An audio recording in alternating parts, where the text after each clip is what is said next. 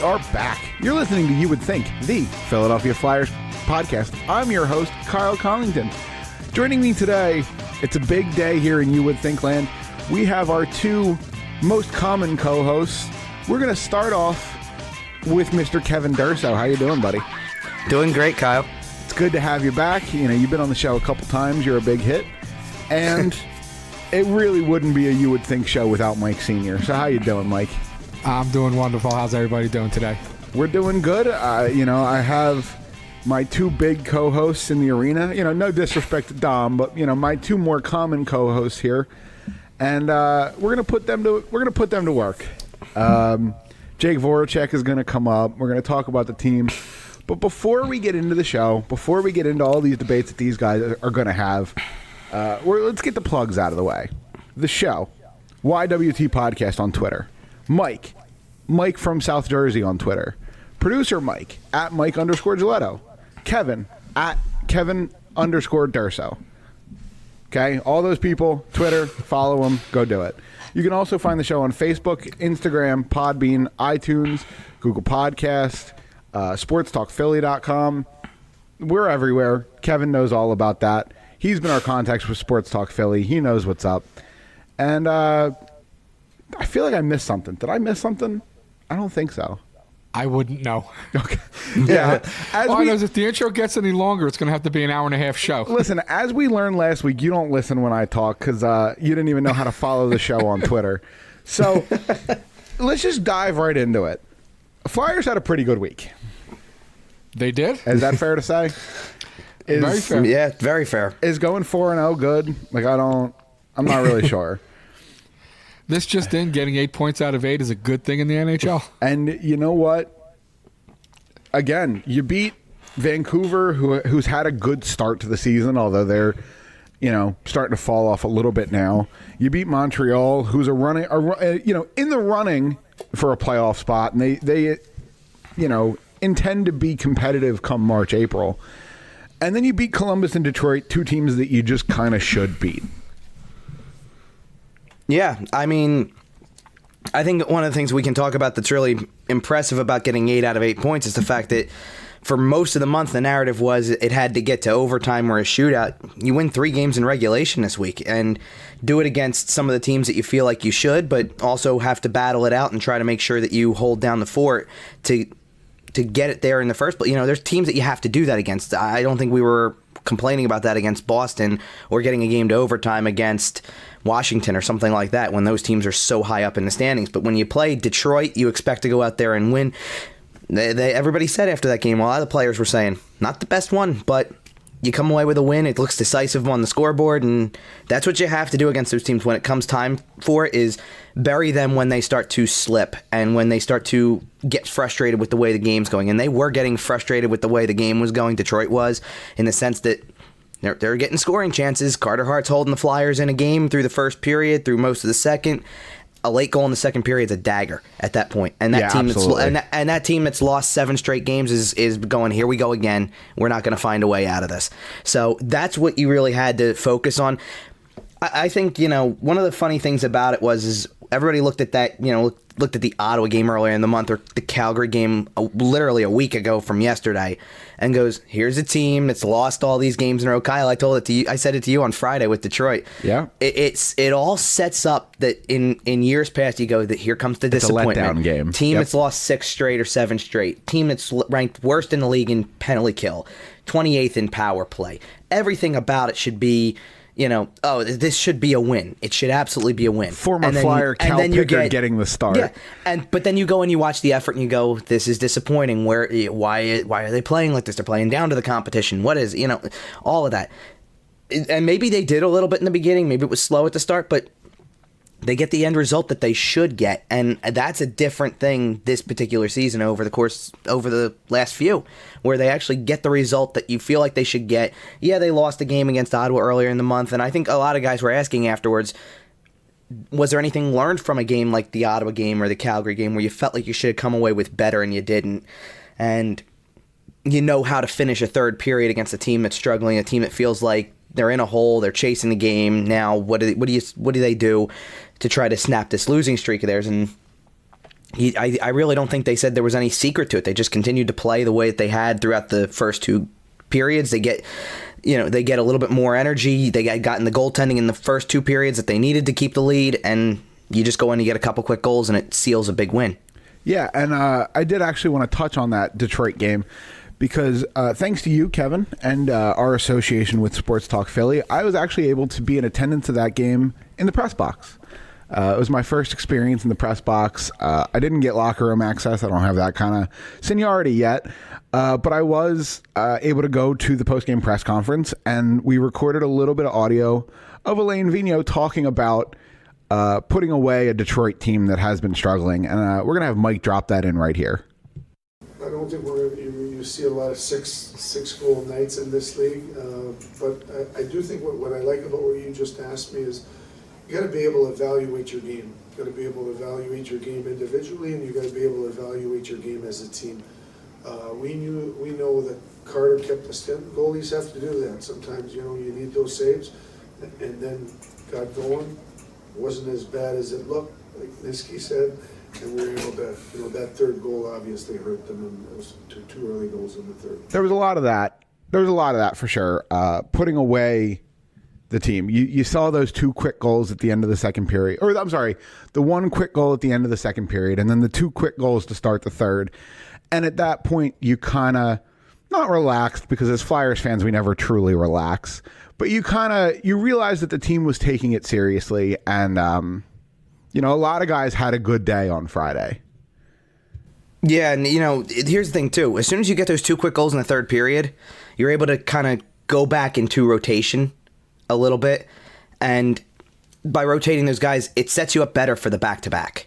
It really does. At that point in time, you were able, maybe from a coaching standpoint, you relaxed just a little bit, and not necessarily relaxed based on the way the game's going or the score or anything like that. You don't want to take your foot off the gas, but you also can stick to the rotation. You can roll a full four lines. Yeah, and limit some guys' minutes that you're going to need the next day, and they needed everybody the next day for the full 60+, and that helps you stay the course in that game too. I mean, even down to the goaltending balance, starting one guy, you knew what the rotation was kind of going to be. They handled that perfectly this week. There's so much that they're pulling. Alain Vigneault is pushing all the right buttons this year so far. He really has been good at forming line combinations that work. He's been good at finding the right pairings over time. He's even made good decisions with who to pull out of the lineup when the time comes. I think that's a big thing too. He's pulling guys out of the lineup at a good time, getting other guys back in when they need to be, and they're fitting right back in too. It all seems to be working. I assume you're talking about Shane Gostisbehere here. He sat a couple of days. It was a little bit of a story last week. He came back Friday and pots a goal.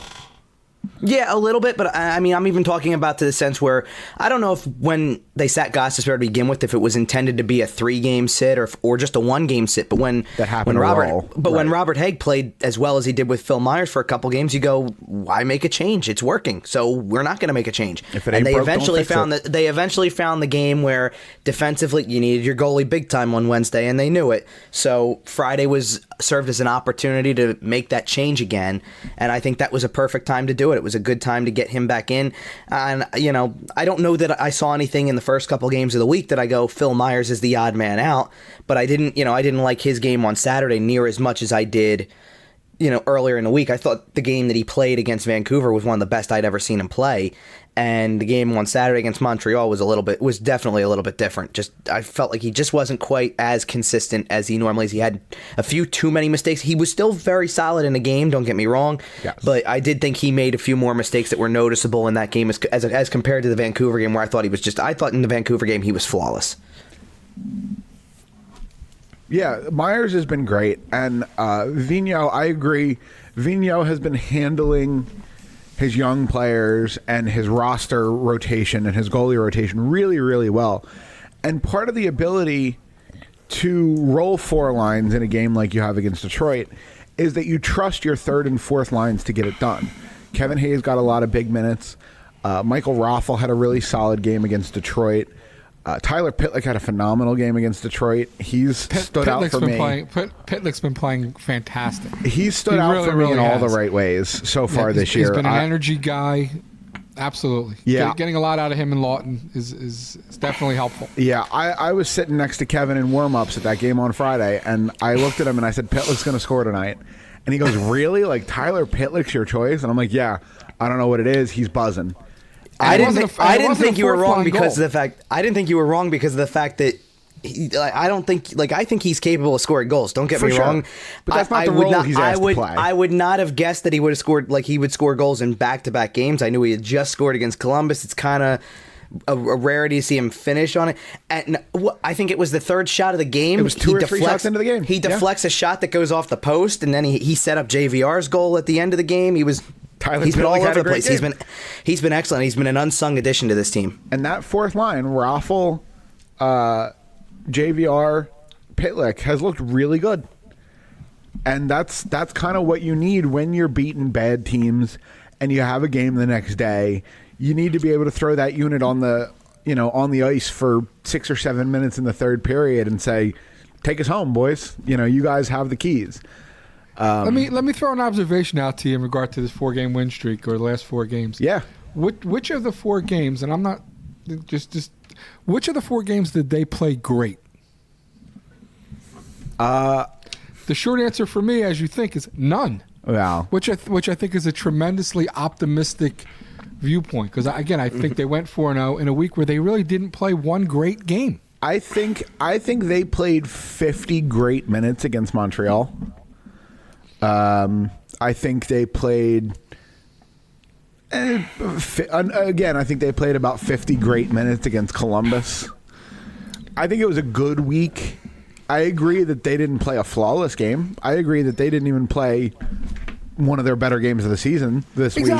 Exactly. They didn't play even if not great, a really good 60-minute game in any of the 4 to me, and still won all 4. I think that speaks volumes for where potentially the team could be headed. Yeah. Yeah, I'll jump in on that too because obviously I sit there. I have to watch every game with a close eye, and I analyze things very detailed and things. Yeah, you have to. What a shame.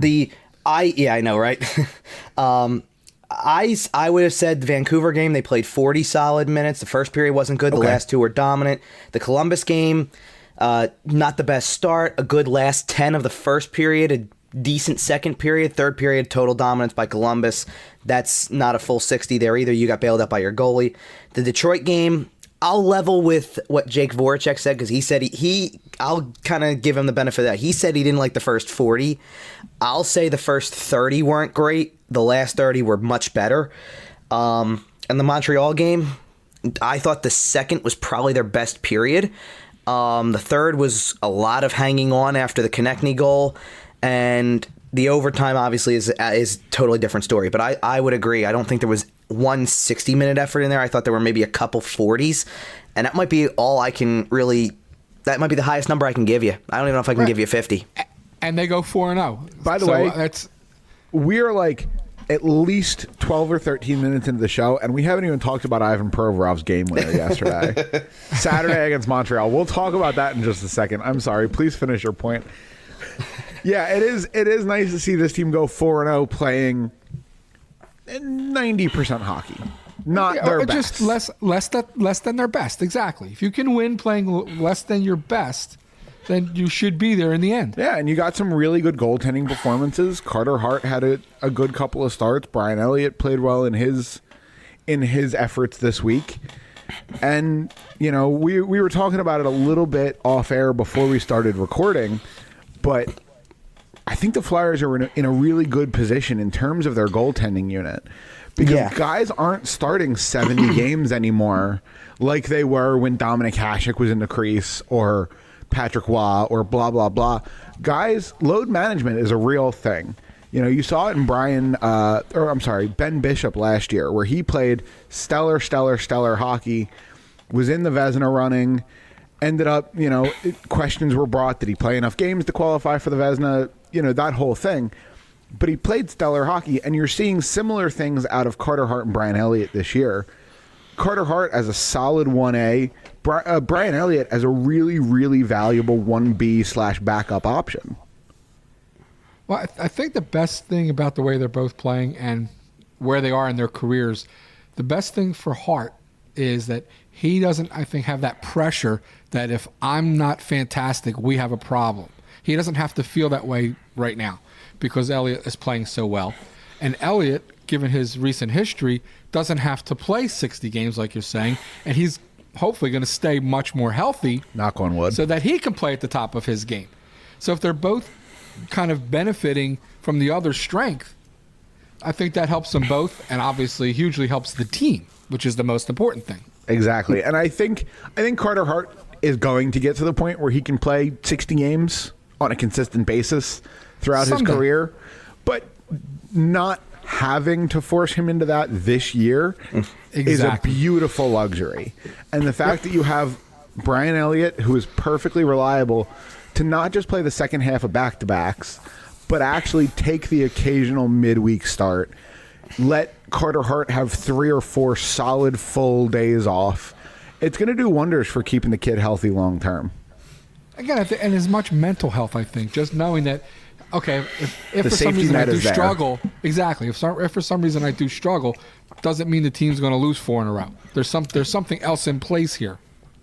I'll say this about Brian Elliott, and here's 2 things about him. The first thing is that when they signed him and re-signed him in the offseason, that was met with a lot of similar comments. Why bring him back? What's this all about? Brian Elliott and Carter Hart are on 2 totally different levels when it comes to fan response. If Brian Elliott lets in a soft goal, it's the same reaction all the time. It's sky is falling. Hey, that's terrible. He's not good. And we did see a soft goal in Montreal. I feel like Carter Hart, because he's a second-year player and because he's billed as the future of the franchise, gives the fan base slack with the fan base. The fans are more willing to give him the benefit of the doubt when a soft one goes in. That being said, here's the thing that I find most impressive about Brian Elliott's last 3 wins. Not necessarily games, but the last 3 wins. He's getting road starts. He's starting the game in Carolina, he starts the game in Columbus, and he starts the game in Montreal, and he needs to be a guy that's relied on for a big save at really key points. The Carolina game, it's so far back at this point. I don't know if everybody who's listening remembers. Probably not quite to the same efficiency as you remember it. Because I sat there and I was gluttonous with the highlights before the end of a ridiculous month, thinking no matter what happened on Saturday, that this has been a really solid month nonetheless. The Carolina game, they're leading 4-3. There's about 3.5 minutes left in the game. And Nino Niederreiter gets a chance where he cuts across the front of the crease, and Elliott makes a sprawling pad save. I think it was a right pad save on that one. The save in Columbus on Sonny Milano was outstanding. The skate blade save on that rebound at the end. That's another game saver potentially. I don't even know that there was one in the Montreal game that really stands out individually. Just a couple. I mean, there was a couple in a row on Jordan Wheel. Those 2 were very impressive on the penalty kill at the end of the second. They're not the same game situation. They're not the end of the third trying to protect the lead situation, but they are saves that you eventually will go back and look at and you go, mark that one down. There's no way it gets to this point if he doesn't make that save or this save. He's actually, in addition to staying healthy, which is the most important thing for Brian Elliott. Knock on wood again. I know. But in addition to doing that, he's actually coming up with these saves that I feel like when Carter Hart came up last year, it was, look at what he's able to do. I think the save against Vancouver last season, the save against Taylor Hall early this year, you're looking at those saves and you're going, they're spectacular saves, and he's I'm not used to making them, but a lot of people talk about Hart's tracking, and they go, he's so good at tracking the puck and being in position. I feel like we're hardly ever going to see crazy highlight reel saves from him because he's always just in position. He makes things look fairly routine, but he can make that highlight reel save. Like when he robs Taylor Hall in a 5-on-3 power play.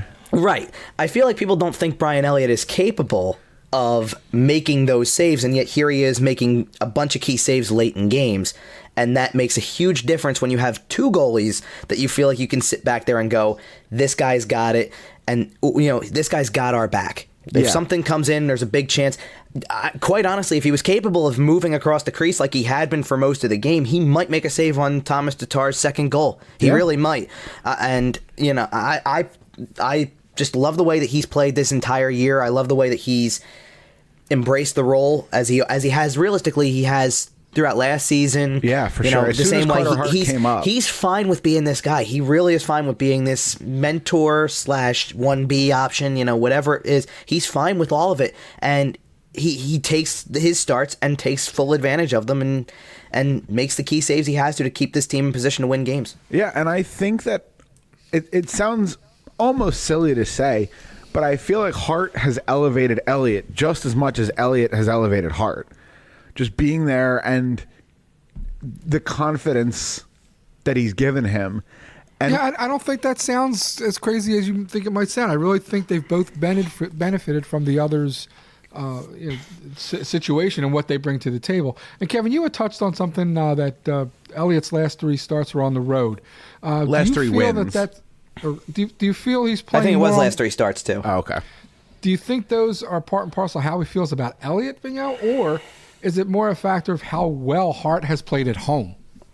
It might be a little bit of both. I feel like there's still a little part of the front office, and I'm talking maybe higher than Alain Vigneault just coaching it, that kind of likes to protect Carter Hart with the home starts a little bit. I looked at the way that Elliott had played in Carolina, and I'll be honest, I kind of thought he was going to get the start against Calgary last Saturday. And they went back to Carter Hart instead. And I wasn't surprised by that, but I thought maybe he'll ride the hot hand. And Elliott was so spectacular in that Carolina game at certain points toward down the stretch that I thought maybe they would go with Elliott in that game. Instead, they went with Hart. I think they like putting Hart on home ice a lot. I think that's where that comes from. I think they really just like him playing in front of the home fans. I actually, quite honestly, I thought that they were going to reverse the back-to-back. I thought Hart might not go on Friday, and I thought he would go in against Montreal on Saturday. And instead, they gave him the maybe easier of the two, I guess, if you will. And not that any game is... I will go back to what Alain Vigneault said. There's no easy ones in this league. Every team is quality. Right. But I would have thought, I would have thought that maybe Montreal, the Carey Price possible angle of it, we didn't know who Montreal was starting on Saturday. They ended up not starting Carey Price. They didn't, but it goes back to the first game. Carter Hart was both goalies were really good in that Montreal game. Carter Hart got overshadowed by Carey Price. Spectacular. On Saturday, Keith Kincaid played a spectacular hockey game, by the way. He played fairly well. And again, another one of those goals at the end of the game that caught a piece of him and gets through. Yep. I found it kind of ironic there, too. That same thing in overtime. Yeah, it really is wild. Can we just take a second?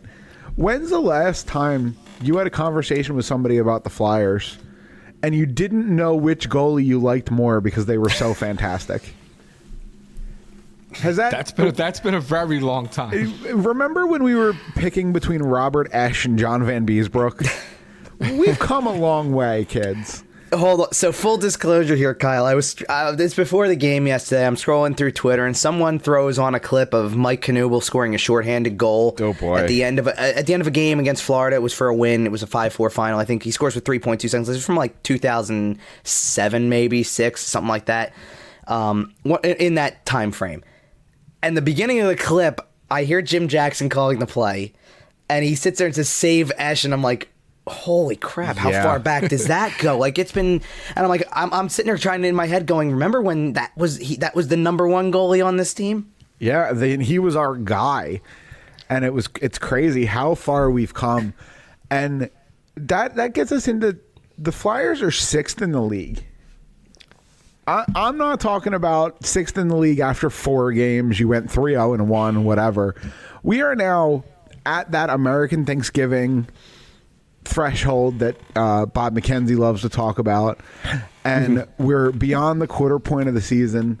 We're definitely a significant chunk of the way. The NHL has sent out stuff about All-Star Game voting. We're a significant portion into the season, and the Flyers are 6th in the league, and they're tied for 5th.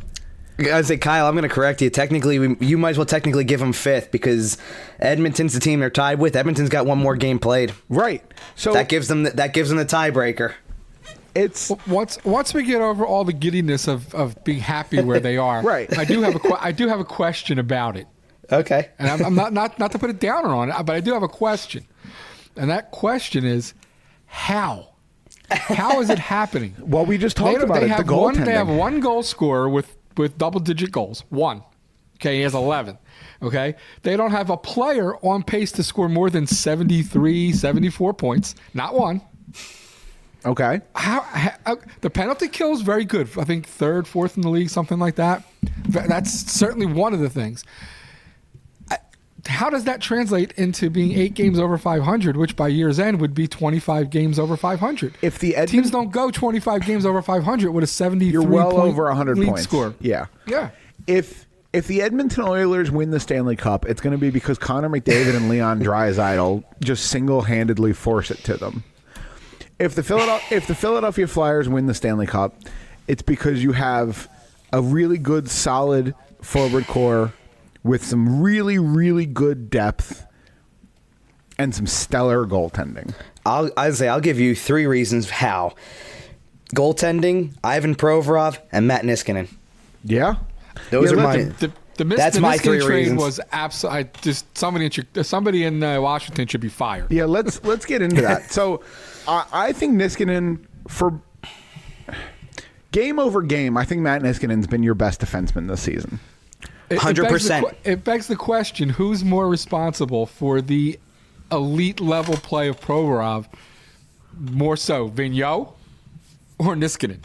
It's a question. That's a question. Yeah. And I They're don't both, know they're the both answer. responsible, of course. Right. But Yeah. who's more? But so Matt Niskanen had an interesting Friday. That's a good To way put it. say the least. That's a good way to Early put in it. that game, a shot gets deflected, hits him in the face, ends up going off the post. So it could have been a little Could have bit been worse. Matt Niskanen definitely had a little bit of a struggle. He ended up leaving the game. He ended up coming back. I believe it was at the start of the second. I don't believe he got Yes. back in for the first. Yeah, it was the start of the he's- second. Hence Ivan He's a hockey Provorov player. playing 10 minutes in the first period. Yeah, for real. So he came back after intermission with a full cage, college style, nose plugs in, and stitches above his lip. He's And- a hockey player. And he's a hockey player. Exactly. He's a hockey player. We're not going to get into comparing hockey toughness to other sports, but Sure. all of us here in this conversation agree that hockey players are probably the toughest athletes in North America. I give So Lane Lane guys the- Johnson wouldn't have come back that fast. he's still out with a concussion. Right. Here's the thing with this. I fully expect, and again, knowing hockey players are the toughest breed out there, I still fully kind of expect. I don't blame you if you weren't available to talk to the media after a game like that. You're stitched up. You just had this adventurous day.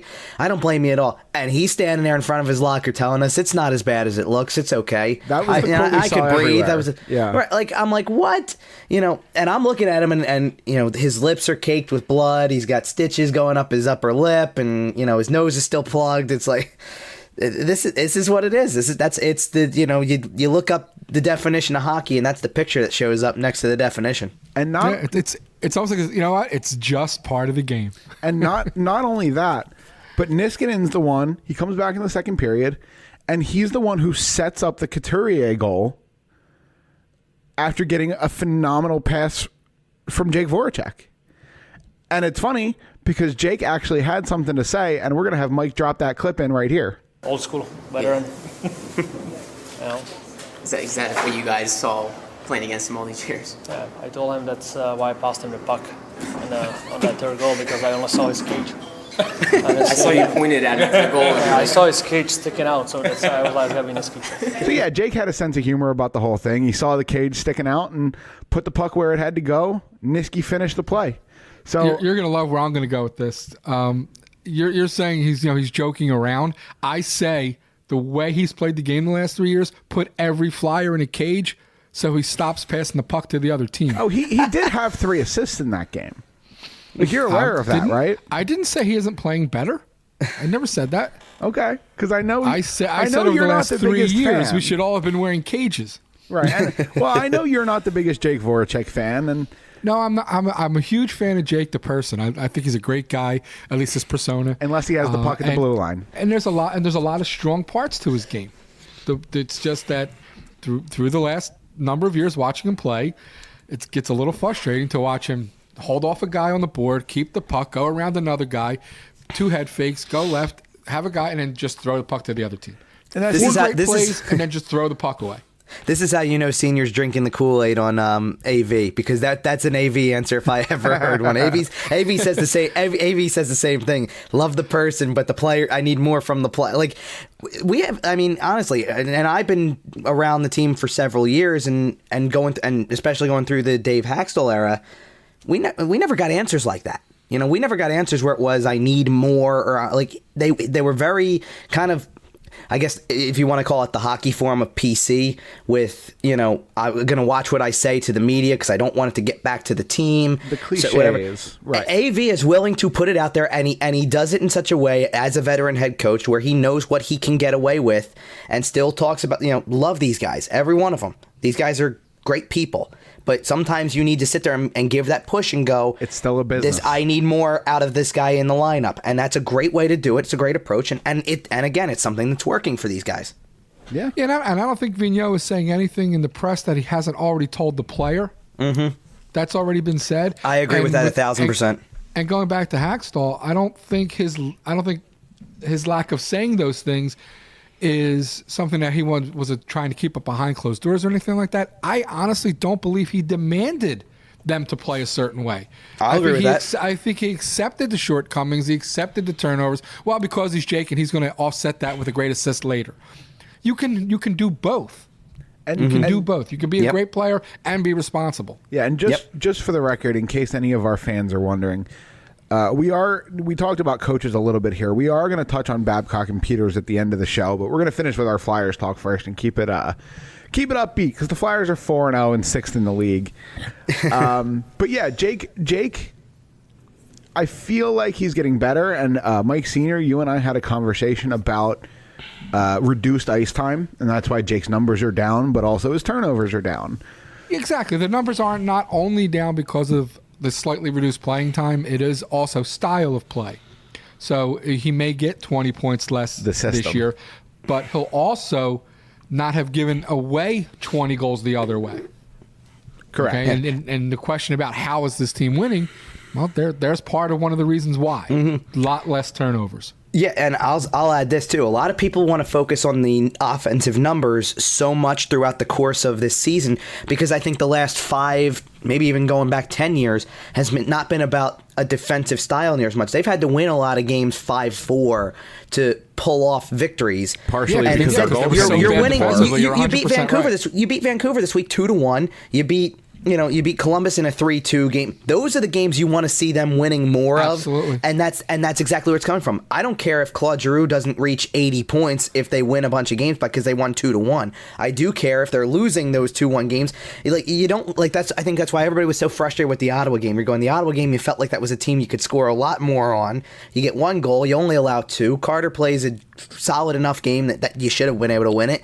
And you hate losing those games. And I was going to say, but you don't hate winning a 2-1 game either. You don't hate a night when the offense isn't there and you go, I think the first Montreal game is a perfect example of that. You're throwing shot after shot at Carey Price. He's standing on his head. He's having a tremendous game. And you get a leaky goal at the end that gives you a 3-2 overtime win. And you go, that's exactly the way I would have wanted to win that game. If we couldn't, to be able to just barely solve that goalie, to get that one, you kept the pressure on the whole game. And it was only 3 goals, but it was the third goal was all you needed to get the win. Yeah. And that's what it comes down to. Yeah, and I do think a lot of it does have to do with the system, and a lot of it has to do with the goaltending. The goaltending has been spectacular, and this kind of defensive play, they're locking it down a little more.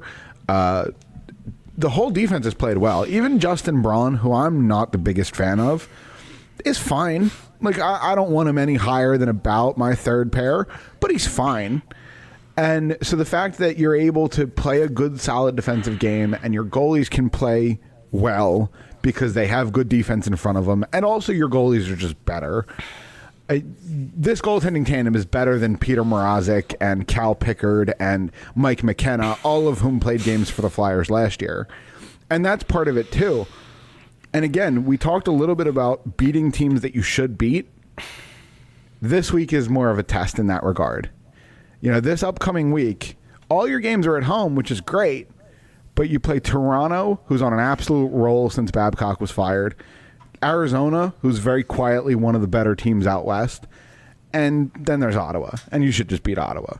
But in the meantime, it's 2 enormous games that will really put their defensive system to the test. Yeah, for sure. And, to your Justin Braun comment there, too, I think that there was he didn't get off to the best start this year and from the beginning of the season. Something changed as soon as they got Shane Gostisbehere out of the lineup and they let him play with Travis Sanheim. Yeah. He's been so much better in these last 4 games playing with Sanheim than he was with Gostisbehere. And I think that I don't think that's a knock on Braun as a player. I think that has more to do with when Gostisbehere took the chances up ice, you're putting a lot on Braun's shoulders. I think Sanheim's a lot more reliable coming back in his own end. And because of that, the burden's not all on Braun to be the one guy to make the big play. They kind of split duties. They're able to do... I saw it a lot with Provorov and Niskanen as a pairing. One goes to the other side to take the guy in the corner. They're switching places left and right. That's what works. That's what's effective. When you can be in constant communication, make the rotations, not lose your coverage. And I think Braun and Gostisbehere would lose that too much because then you're asking a guy who's not necessarily the best natural defenseman, meaning Gostisbehere, to somehow still cover for a guy who may be making the right play by taking the guy to the corner.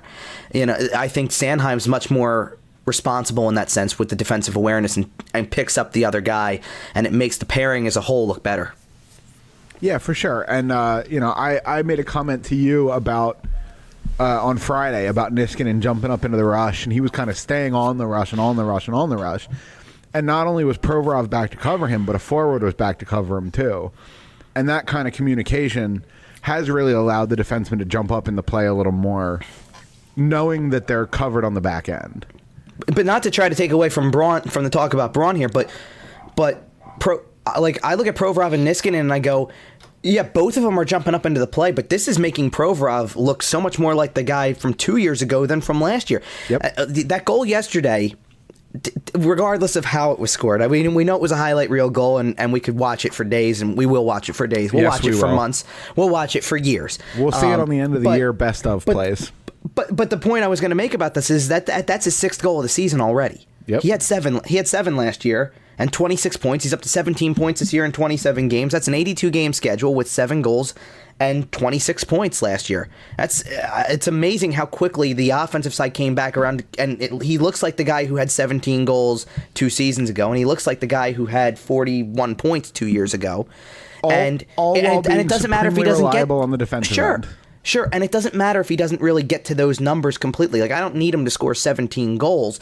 He could stop at 12 and I'd be satisfied with that number. It's more or less the fact that he's back to being the guy who takes the offensive chances again more, because I felt like last year, just like Gostisbehere, but in a much different role, because Provorov is so much more defensively sound. Oh, insanely so, In that sense, I go, at least he's showing, again, the offensive confidence to jump up into the play more often and make that play and still not lose the defensive side of it. Like, it's been incredible to watch. And of course, the minutes he plays. He's an absolute minutes workhorse. We talked about it, Kyle, on Friday. Yeah, but we talked about it on Friday when we were sitting there, Kyle. It was that he had 10 minutes through. He played half the first period. He played half the first period. He was 3 seconds shy of 18 minutes through 2 periods. And if not for the 5-1 score within a minute of the first period or third period starting, then he's probably going to play at least 27, probably pushing 28. And I just thought about this morning because I mentioned it. I put that in our chat yesterday after the goal was scored. I just thought about this part this morning. Let's say that the overtime goal on Saturday isn't scored 31 seconds into overtime. He's got another minute 20. He's definitely got another minute 20 coming. I actually had the wrong final ice time total because they added 19 more seconds. He played 27:41 yesterday. That's unreal. And if it goes to assume it goes to full 5 minutes of overtime and it requires a shootout instead of him scoring a goal there, he's going to finish with 29, maybe 29 and a half minutes of a game. He played at least a minute and a half or 2 minutes in that overtime for sure. And the game started 23 hours after they started the Friday game. It's insane. That's a machine. Workhorse. The man is an absolute superhuman. He looks so confident too. Yep, that's the biggest thing for him. And he's competing on the defensive end with a tenacity that I hadn't seen yet before this year, and I think that's the part of the Vigneault factor as opposed to the Niskanen factor. I think he requires 24 guys, including the goalies, to compete every minute, every game. We're human. The human nature takes over. You're not always at your peak at all times. Of course, the human element factors in, but the coach certainly demands that 24 guys compete every minute you're on the ice. Although I will criticize Provorov for one thing. As we draw to the end of Movember, his beard is probably the patchiest on the team. Well, he's still young. No, I know. And Ivan Provorov really has been all that he was advertised 2 years ago when the Flyers fan base watched him play his rookie season and dreamt of Norris trophies in his future. I think he's closer to that player than he has been since his rookie year. And if he physically puts the work in that he appears to have put in so far, and he continues to put in the physical work, there's a definite possibility in upcoming very soon years that he's going to be a Norris candidate for sure. I agree. Yep, I agree too. Especially given the amount of, this is a guy who's leading the league in average shifts per game. He's at 30.6 shifts per game, so nearly 31 shifts every game on average. Think about that too, because that's on average. That means that there's games where he's taking 35, 37 shifts a game. It's outrageous. And up until about 3 weeks ago, he wasn't even on the first power play unit. That, by the way, I think is a brilliant move so far, though. Too, excellent. I think that's been brilliant. I agree. He's been great. You don't need him to score the goals. You don't need him to put in the clapper like Ghost would do in that spot. Mm-hmm. But he's responsible. He'll hustle back and go get it if the other team clears it. He's good. He's got good vision at the top of the zone. I think he's an excellent option on that power play. I think just because he's not as flashy doesn't mean he isn't as good. And secondarily, exactly. I think it also helps the second unit, I think. Yep. Mm-hmm. Yeah, I agree. If there's two moves I've liked about the power play so far, it's Provorov going to the top unit, and also the fact that they've split up Giroux and Voracek on the top two units. I think Voracek being on the second unit allows you to play guys on their more natural sides. Yeah. Well, because I think the fact that they had Giroux and Voracek on the same unit, they kept that constant rotation in on the power play, and they keep that group together, and then you're still going to play them on their off wing like that, and it takes away Drew's one-timer from the left circle, and it was just getting tired after a while. I think splitting them up has allowed Giroux to go back to playing the side where he's better on the power play, and Voracek is a great wave to have as part of the, you get to bring a whole wave of good players from the second unit too. Yep. I think the second unit hops over, and Couturier's on that unit, Voracek's on that unit, Gostisbehere's on that unit. Those are all guys who were on the first unit at one point in time or another. It makes them a lot less predictable too, I think. And it's the kind of team with a little bit of balance between the units. It's the kind of team that can score 2 or 3 goals on a 5-minute major. And I don't it doesn't happen often, but it's the kind of team that can really punish another team for taking a 5-minute major.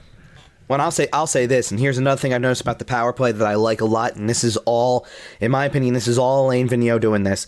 When they get a stoppage in maybe the first 30 to 40 seconds of the power play, the first unit is off the ice, the second unit is on, and they give themselves the chance that if there's another stoppage with maybe 40 seconds left in the power play, he's going to go back to the first unit. He gives them more rotation, not this minute 20 for the first unit that they're sticking out there until you get to a point where you can't. At the end of it. And then they're gassed at the end of it. Then you give the second unit maybe 25 legitimate seconds to work with, so it makes the second unit not look as good. Because there's that rotation. He's rotating the two units like they're two regular lines. He's rotating them aggressively at stoppages, and you love to say it. Because it does allow you that that's an excellent point, Kevin. I really do. I think I hadn't even realized that until you said it, and it's definitely true. Yep. And it was something I didn't pick up on right away either. It was the last couple of home games that I've been on. Someone had pointed out to me because he's taking the first unit over, and I'm like, he's doing this a lot. He's giving himself a chance to play the first unit a second time on the same power play instead of just. And again, maybe it's something that we got way too used to watching the way Dave Hackstall ran a team, and it was here's the first unit. It's got all the usual pieces on it, and they're going to go for a minute 20 to a minute 30 until I decide I'm going to finally pull them off the ice. And here comes a second unit that gets really not a fair shot. And then it makes the second unit feel like the second unit. Yep. Yeah. The way he's doing it now, you're right. If you get on the ice, if you control the play, you're not just getting 20, 30 seconds. If you control the faceoff and you carry and maintain possession of the puck, you could be out there for the whole remaining minute 20. And all this time we just spent talking about the power play. They're not even the Flyers' best specialty unit. Powerplay's 12th in the league, which is great. It's a huge improvement over what we've seen the last couple of years. Let's talk about the penalty kill for a second, because here we are. It's top 5, right? No, December 1st. Sunday, December 1st. The Flyers have the 3rd best penalty kill in the league. That's one of those main reasons why they're where they are. Yep, absolutely. And that goes into everything we've talked about today. The defensive system, the goaltending. You've seen some spectacular saves on power plays against. You've seen Carter Hart rob Taylor Hall in a 5-on-3. You've seen Brian Elliott make a bunch of great saves. As you know, they say your goaltending is your best penalty killer, and we're definitely seeing that this year. Flyers have the 3rd best penalty kill in the league. Can you imagine that 2 years ago when they were 29th, 30th in the league? Just every year. How many goals is it from being 3rd in the league to being 28th in the league? Or even if they were 15th in the league, what's that, another 10, 12 goals over the course of the season so far? Maybe a little more than that, but I get what you're saying. It might be. But if you put those 10, 12 goals in the right place, instead of being 15 and 7, they're potentially 11 and 10. Yeah. And for it has that kind of impact. For what it's worth, the Flyers are 4th in the league in shots against. And that's shots that gets through. That's not shot attempts. But the Flyers are 4th in the league. They've only allowed 29.3 shots per game. And that's astounding. And as Gretzky once said, as they say on the broadcast all the time, 100% of the shots not taken never go in. That's correct. Gretzky said it in reverse, but I'm putting the defensive spin on it. Listen, it's fine. It's acceptable. Shots that you don't give up can't go in. That's very true. Exactly. So, again, touching on this upcoming week as we start to move towards the back half of the show, Toronto, Arizona, Ottawa. Kevin, what do you think about the Toronto Maple Leafs looking ahead?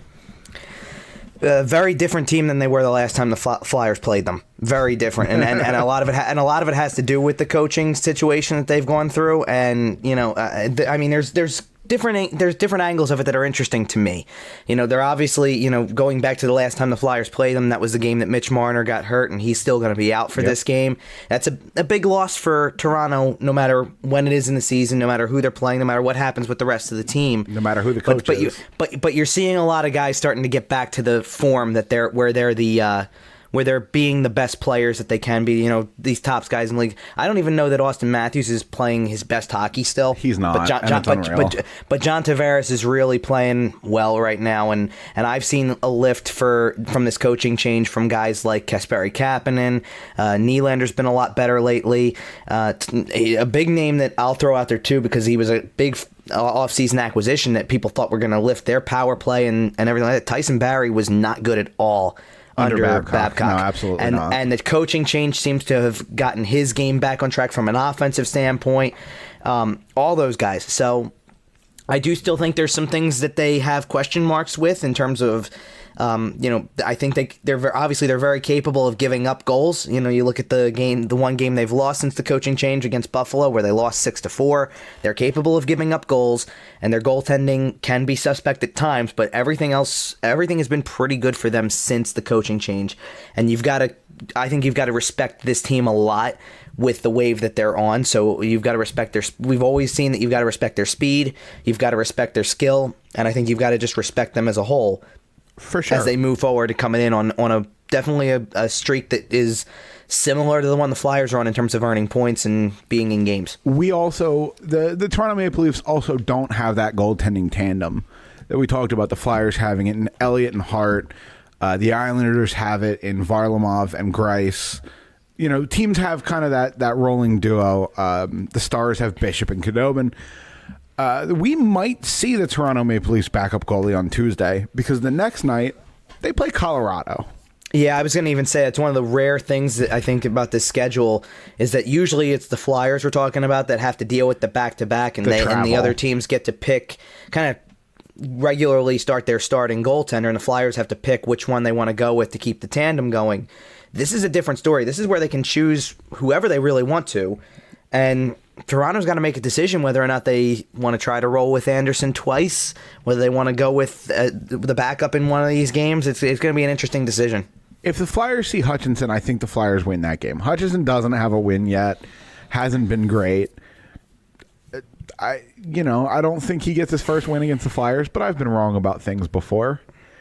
As much as you want to say that, I recall a game last year, way before, he was the 8th goalie used by the Flyers, where Mike McKenna got a win against the Flyers. Oof. So anything is possible, even if the guy's winless. Oh, I said to you, at the same time, on I'm Friday. hoping the fact that we've been talking about how different this team feels, right, may make that a different thing too. I mean, I'll try to stick to the optimism side of that, but I've seen goalies like Mike McKenna come in and get a win. So. Well, as soon as I said it to you on Friday, as soon as we saw Cal Pickard take the starter's net for warm-ups, I looked at you and immediately said, "Oh, so we're going to get shut out. Great. That's how this goes." That was one of the first. That was a comment I had. Yep. I had someone immediately go, "Okay, shutout guaranteed." Because we are all damaged Flyers fans who have seen that happen a lot. Well, I thought it was great at that point that Scott Lawton scored 2 minutes into the game on Friday just to put that one to rest. Because it's understandable. It's totally understandable that you go, look who led them out on the ice for warm-ups. Here we go. Cal Pickard's getting the start.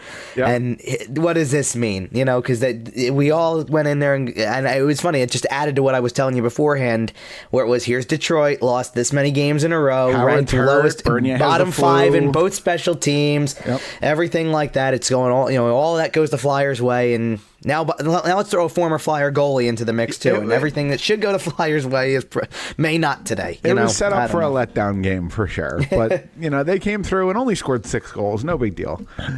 That's because Pickard looked very much like Cal Pickard does on that breakaway by Lawton. Opened up and let it go right through. That 5-hole that Andreas Janssen, I believe it was, scored 3 times in the first period last year, 2 years ago. The only thing that I remember about that game anymore, because I try to dump that one from memory, is the fact that was the final straw before a GM change was made. Well, and also, I don't know if you recall, but after the hat trick, after Andreas Janssen scored the 3rd goal, the next time they went to a break, you heard Jim Jackson drop his headset before they even went to the commercial. The mic was still alive, and you just heard it clatter around. And the frustration, you could tell he was frustrated because, he's been watching the team as long as anybody. Well, and I just had that thought this week about it, too, because that, you go on, I think I checked Facebook memories or whatever, and there it was, the story about Hextall being fired a year ago. And I go, that was really a year ago already? Yep. Like to that date or whatever. I'm like, I remember sitting there that particular weekend. They won in a shutout on Black Friday for crying out loud. And then they played Toronto and they got shelled.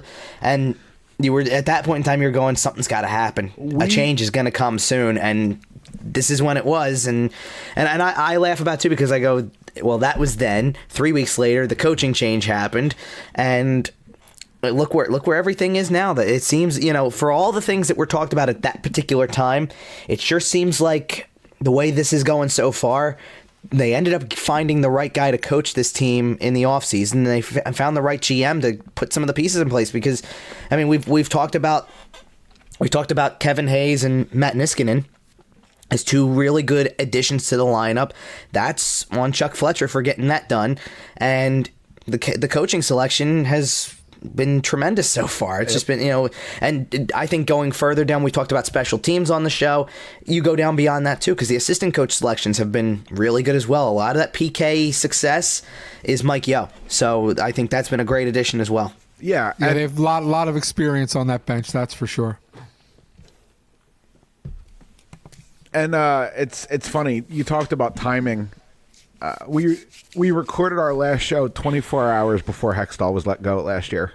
Our last show before the hiatus, we recorded it 24 hours before Hextall was let go. We said our goodbyes. We said we were wrapping up the show and we were going to be gone for a while. 24 hours later, Ron Hextall's fired, and we missed the biggest Flyers news story in several years. So timing works out well. It was the most influential thing that has happened to this season, that's for sure. Absolutely. Yeah. So now that we've kind of wrapped up a nice clean bow on the Flyers, and we did talk about the Toronto Maple Leafs, before we get out of here, we do want to touch on the coaching, I don't know what to call it, genesis, transformation, wave. I've heard people refer to it as hockey's Me Too movement. It's a little different. The point is similar. In case you haven't heard, Mike Babcock was let go from the Toronto Maple Leafs. a couple days later, a story came out that he forced a young rookie to. He thought this young rookie was playing lazy. He wasn't exerting the effort that a professional should be exerting. He asked that player to make a list of all his teammates in order from hardest working to laziest. This player put himself at the bottom. The coach didn't like that. Babcock didn't like that. Coerced this man into basically naming a couple of teammates. He then went and told those teammates that this young rookie called them lazy, essentially. It then came out, and that's where the bad part comes in. Asking him to create the list is actually that's good a totally coaching. fine motivational tool for sure. Using that as leverage against teammates, entirely unacceptable. It then came out that player was Mitch Marner, and that's big for the city of Toronto. He's your guy. He's, you're paying him almost $11 million for the next 6 or 7 years, whatever it is.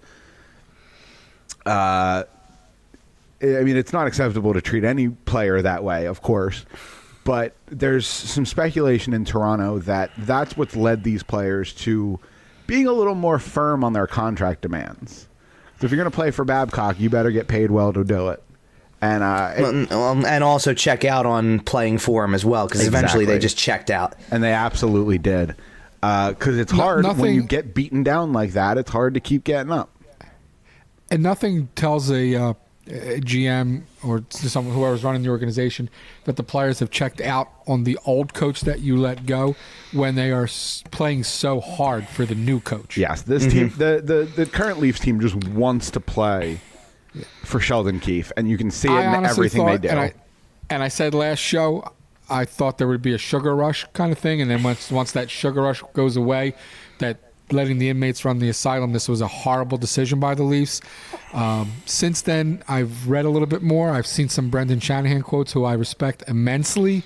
I think the Leafs got this one absolutely right. And full disclosure, the list information was not out when we recorded our last show. I think it might have come out before our show was released, but that information hadn't come out, and Mitch Marner definitely hadn't been named when we recorded our last show. And there were more and other things in addition to that have come out. Again, Brendan Shanahan's comments were very telling. But go ahead, Kevin. For sure. No, I'll say this about Sheldon Keith, too. I from an organizational standpoint for Toronto, I think it's amazing that they held on to him as long as they did. I thought he was going to be somewhere else after the Calder Cup year. He's been their guy for a while. That the Marlies won. I thought for sure he had an NHL job coming, and they've managed to hold on to him in the organization so that if and when something like this happened, for whatever reason, I mean, the details about this list coming out in the past week aside, I think that something was going to be brewing regardless coming up because of just the performance of the team was so bad. Yeah. This certainly explains why everything happens the way it does, and why veterans on this team who you expect a whole lot more out of,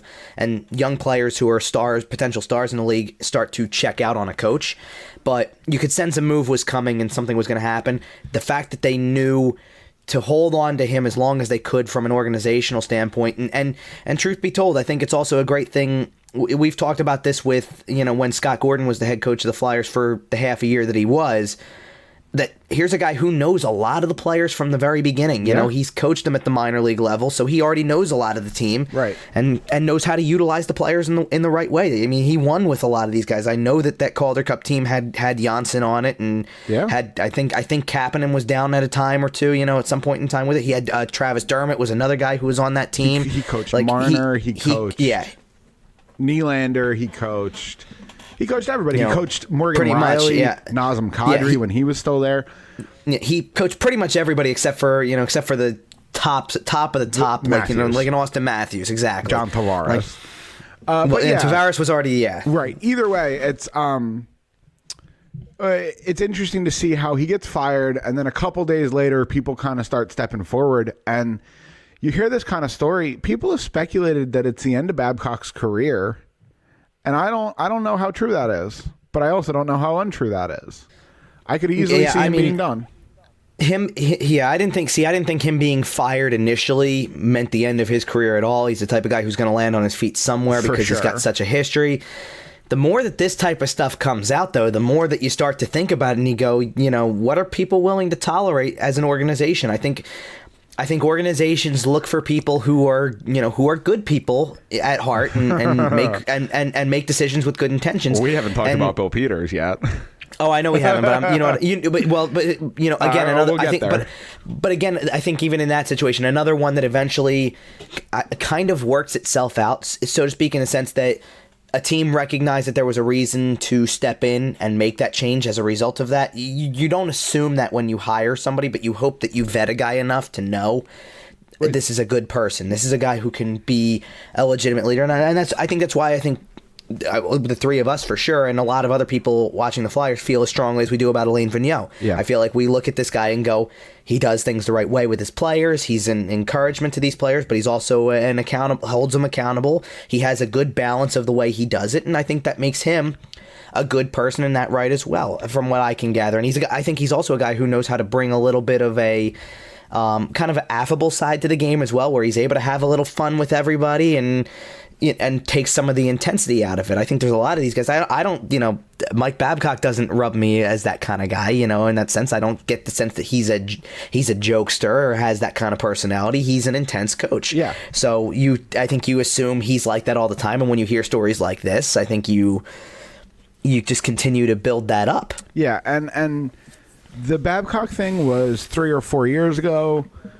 So that's a little more recent. We've heard stories kind of going back through Toronto, even back through his Detroit days where, maybe nothing quite this egregious, but similar things. He would play little games with people, At this point, everybody's heard Mike Commodore's feelings about Mike Babcock and the whole Chris Chelios thing and the blah, blah, blah.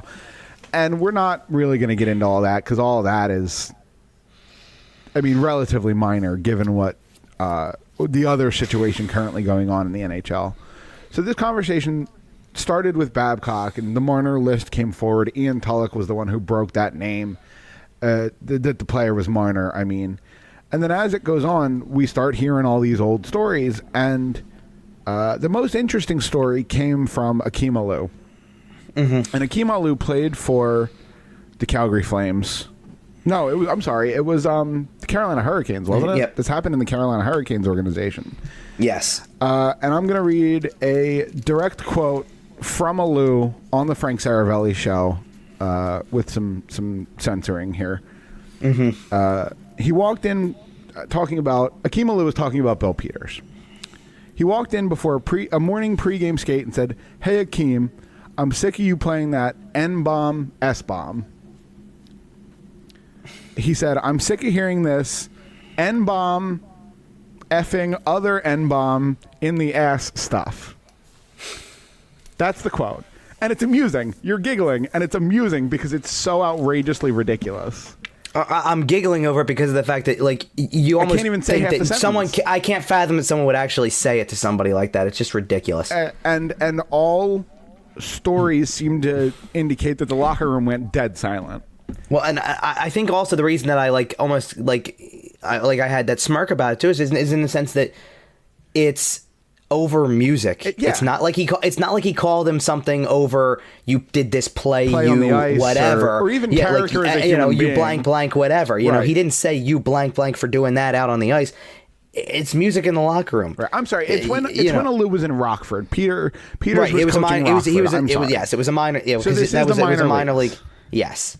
So there's a little bit of you're away from the organizational spotlight a little bit when you're in the minors, and that might be how this kind of thing went unreported. You'd like to think that this sort of thing gets reported if it happens in an NHL locker room. You'd like to think. Yeah, you would. But you would think. And it really is crazy because, like I said, it's crazy that it happened. It's almost outrageous. And apparently Aliu met with Peters, and according to Aliu, Peters didn't apologize. This is when it happened. When the incident happened, Aliu met with him, and Peters sure did double down. Again, direct quote from Aliu, quoting Peter, saying, "I'm just sick of this N-bomb, S-bomb. It's every day. From now on, we need to play different music." I think the other thing that's crazy about it is the fact that not only is it a double down situation from Peters in that time, but also when the statement came out earlier this week to just be met by, with Lou coming out and saying, I don't know what he's talking about. He never apologized, so that's false. And this and it was just more like, I think the statement is designed at that point in time. He's releasing a statement with the purpose of trying to smooth things over and go, well, it was addressed and I did not do it after that or whatever. And you're hoping that it helps the situation kind of go past everything and you move on from it and you acknowledging it. Yes, I did this, but okay, I learned. I apologize and I never did it again.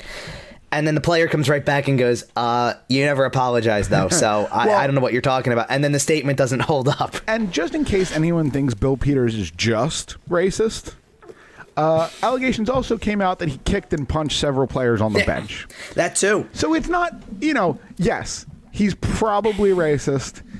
He has stepped down from his position with the Calgary Flames, by the way. I'm a little disappointed that the organization didn't fire him. I was going to say, I found it so interesting that was the way it was, that he stepped down before they did anything. Oh, I know he also just signed a brand new contract this offseason, so there might have been a little bit more legal hoops to jump through. That being said, I think you fire the guy and you take your lumps as an organization. But who am I to say it's not my money? But either way... and also, you said that it's minor league hockey when a lot of this stuff happened and it didn't get maybe the media attention, obviously, that it would have if it was an NHL room. That doesn't mean it didn't make its way upstairs. Oh, no. That there weren't things said to the organization. Of course. There's no way the organization didn't know something was at play, whether it be the racial comments or the physical abuse of players, or not abusive, but just physical contact. There was abuse of players, yeah. Yeah, that's... Hitting them on the bench, that's about where it gets. And Rod Brind'Amour has come out and essentially confirmed that it all happened. He basically was like, pretty much, I thought that was amazing on his part to sit there and just flat out come out and say it. Yeah, Rod Brind'Amour and not leave anything job. and not try to do it in a sense where I'm going to watch. We've seen this before. Guys kind of watch what they say and go, well, I don't want to speculate either, but no, Rod Brind'Amour and anything was possible. No, he flat out just said, I know it happened. I know it happened. I saw it happen. I'm sorry I didn't say more. Put his foot down and goes, I know it happened. And I believe he apologized for not coming forward. Yeah, I think so. Yeah, I think you're right. Which all of that show. I mean, his public persona is all so Rod Brind'Amour, and he's only been a head coach for 2 years, 3 years. This could very easily be the kind of thing that if you step forward, it could ruin your chances of getting another job or something like that. And Rod Brind'Amour did the right thing and stuck by his morals in a fantastic way, and he stepped up and talked about the wrongs that occurred. Yeah, he's been a stand-up guy everywhere he's been for the last 25, 30 years. Yep.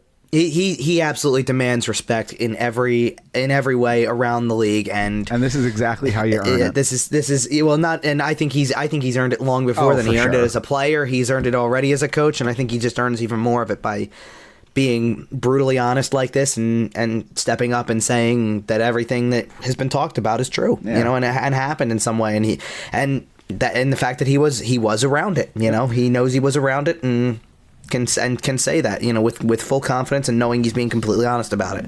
Yeah, and he's a warrior in more ways than one. Absolutely. And I don't know if anybody listens to this show to get general NHL news. I know we're pretty much a Flyer-centric podcast, but I would have felt weird if we didn't talk about this on this show, because it's a big issue in the NHL, and it's something that is slowly being addressed, and hopefully we're working our way through all the bad apples. And I'm before we get into the final segment of the show where we wrap up and do our plugs and stuff, I am going to change the topic pretty dramatically here. I told you gentlemen this before we started recording, but I texted producer Mike Wednesday night.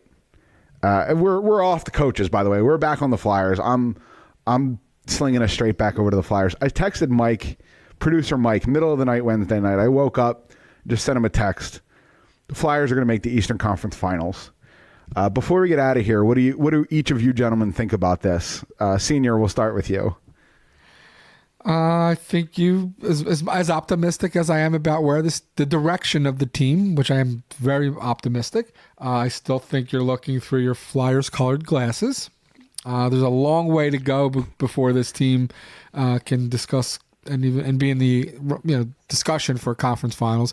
They still have to get a lot bigger and a lot faster in certain areas, but as I said before the season started, the season can't be a failure because you're going to know it was coaching, or you're going to know we have to get some new players. We're going down that path of realizing we have some of the players that we need, and it was coaching to some degree.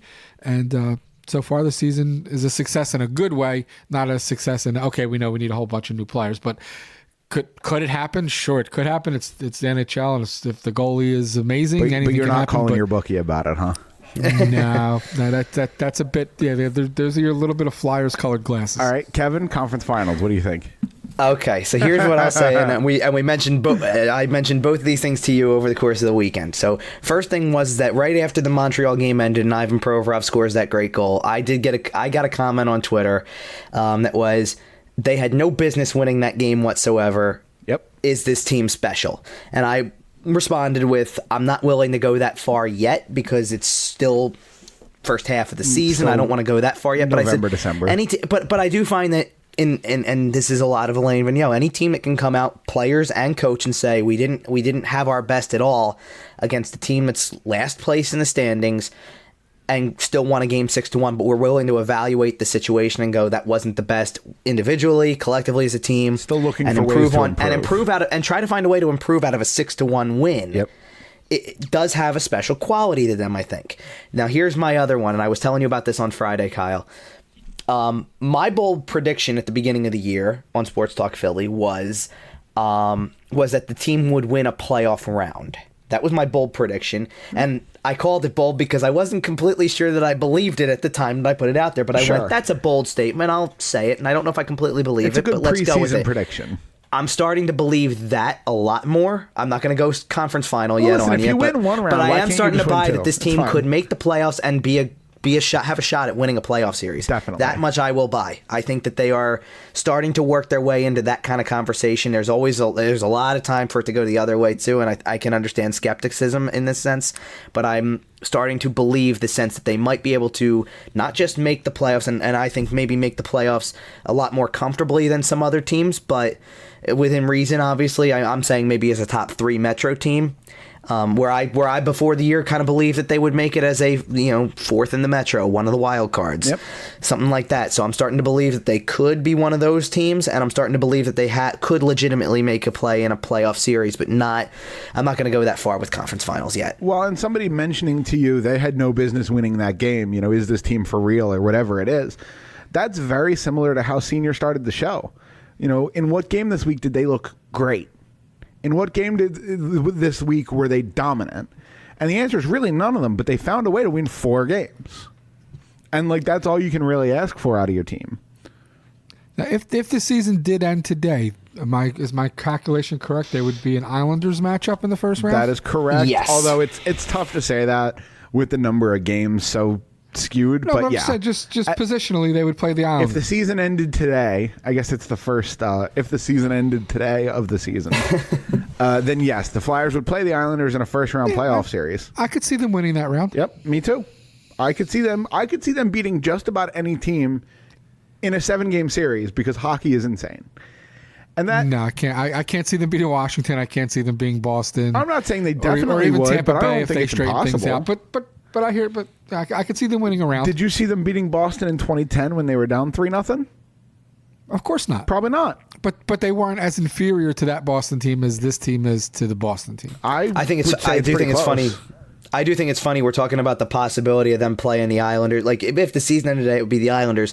And the one game that really seems to, for whatever reason, the one game I can't get over out of the month of November this past month was that you had a 3-0 lead on this team in the middle of at the time, 14-game point streak that you should have snapped right there and didn't finish it off. That's one that still kind of bothers me a little bit just because I know it was a part of a back-to-back for them, and I know that was one where your legs start to go out from you a little, but I can't get over that. That one doesn't bother me as much because I think there were, as much as I love Vigneault and everything he's done, there were coaching issues at the end of that period the bad line change Yeah. that led to the first goal, the too many men on the ice.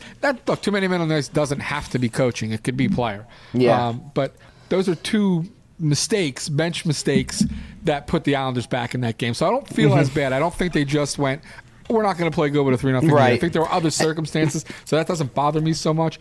The first Islander game and the Penguin game, those are still two games. Yeah. Until this team shows me they can go 30 games without playing one of those. Yeah. Then I'll really be on board. Well, and you know what? To your point, Senior, about that too. I looked at that, and I find a lot of games like that Islander game too, and you mentioned the first two goals to kind of get the Islanders back into that game, where you go, they're preventable mistakes. You can learn from that and not make it the next time around. It's a bad line change, so you know to make a smarter line change the next time. Don't take a too many men on the ice penalty and get confused in your line change, and that gives them a power play. It's preventable mistakes. I like knowing that I can sit there and I can go, that happened, but it's preventable. It's something you can fix. You can go in and fix that and say, this is what we did wrong. Go and let's not do that the next time, and here's how you don't do it. Not a bunch of soft goals being allowed where you go, I don't know how to fix that. It's a soft goal. He's got to make a save, and I can't control. I mean, I think it goes back to even. I don't know if you guys remember seeing this or not, but in the preseason, the Boston game in the preseason, where someone thought they had Vigneault on the bench saying about Elliott, you can't make that, you can't let that happen. Yep. Like, that's just crap goaltend, like stuff like that. Like, that looks like a guy at that point in time, or whatever. Right, he's got to be better. And I don't know if that was really what he said or not, but my point being, that's kind of where, as a coach, I think you go, what do I say about that? It's just he's got to make a save, and I can't. There's no way to kind of say how to fix it. He's got to fix it in his own head, instead of, whatever. Like, not a turnover, not a line change, not something that you can look at and go, that's something that we can be better communicating with and make that fix. Right. Or he can compete better, or something like that. Yeah. It's something out of the coach's control. And here we are, December 1st, and this team is looking pretty good. And there's really not much I can complain about. The schedule rolls along. Again, another 3 games, all at home. And we'll see how the Flyers go. But before we get out of here, one more time, we're going to throw the Twitters out there. Kevin? It's at Kevin_Durso. I'll spell it out again for people. Durso. Yep. And, and that's pretty much all I got for you there. People can also find you tweeting from at Sports Talk PHL, at Flyerdelphia. They can find your articles over there. They can find you on 97.3 ESPN. Yeah, and I'll say this about the first two there. The at Sports Talk PHL is a lot more article based. If you're looking to track something during the game too, and you want to, I'm probably doing more of the tweeting from my personal there during the games, but the at Flyerdelphia account is also doing tweets during the game as well, and I'm behind that as well for most of it. It's a great place to be. I watched the man at work on Friday night, and he's and moving you saw the whole game. You saw how hellacious it is when when a goal gets scored and I'm going back and forth between the game. two. You're dropping graphics in and retweeting, and absolutely. Senior, throw that Twitter account out there. At Mike at SouthJersey.com. No. It's No? at Mike. Ask Mike. Mike from S Jersey. Okay. Technology, we're working on it. Yeah, It's not your forte, exactly. but we're working on it. You would think I intentionally tried to mess that up, You right? would think. You can also find the show at YWT Podcast, as well as Facebook, Instagram, Podbean, iTunes, Google Podcasts, and SportsTalkPhilly.com. And on that note, this was a really good conversation, guys. Thank you both for coming. It was a blast. Yep. My pleasure. And Flyers fans, we'll see you next week.